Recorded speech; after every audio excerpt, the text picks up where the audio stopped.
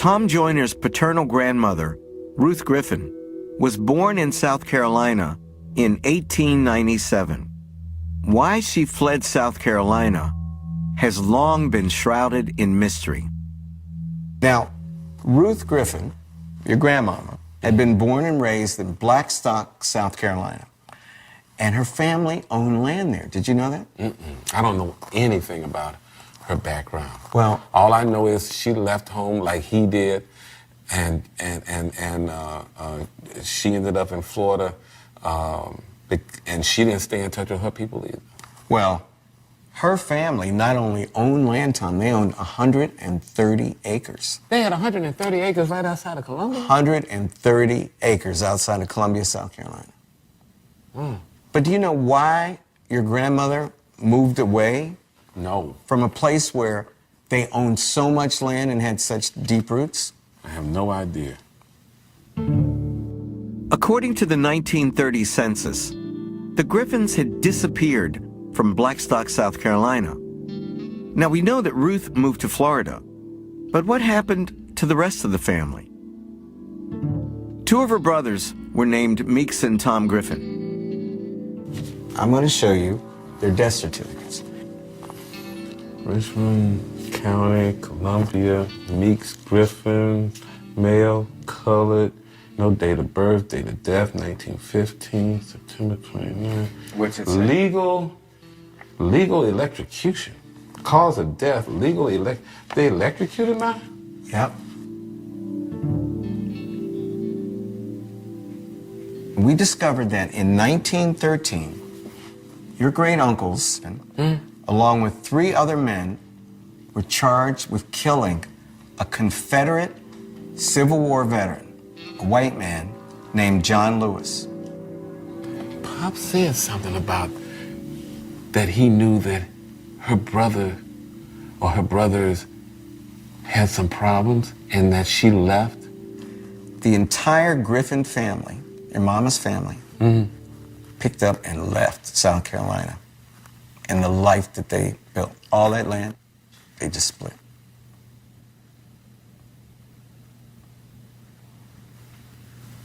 And what happened to the land?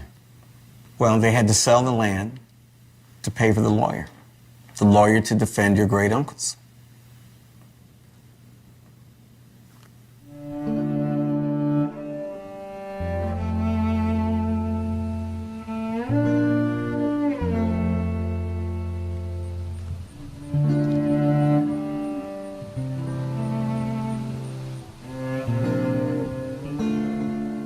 The execution of Tom Joyner's great-uncles could have remained a lost chapter in his family history.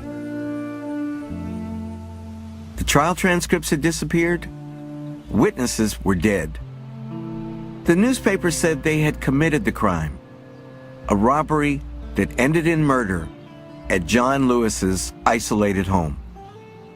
Then, our research produced a major discovery about the case.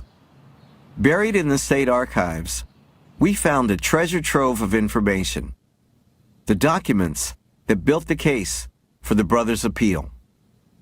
And the more we looked into the case, Tom, the more questions we had. So we discovered that the defense only had 2 days to prepare for the trial. There's no way that your 2 great-uncles could have prepared a defense in so short a time. But essentially, the moment that your great-uncles, Meeks and Tom, were accused of the murder, they were powerless to defend themselves.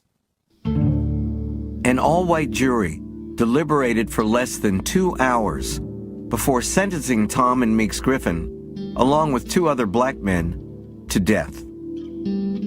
During the trial, the principal witness for the state was a man named John Monk Stevenson. He was arrested in connection with the murder, but turned state's evidence, apparently in exchange for a life sentence.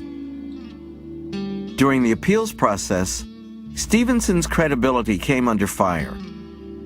In prison, he bragged to another inmate about why he pinned the blame on Tom's great-uncles. But I changed my mind and put it on these 4, because some of them was the richest Negroes in that country and had the money to pay for their lives.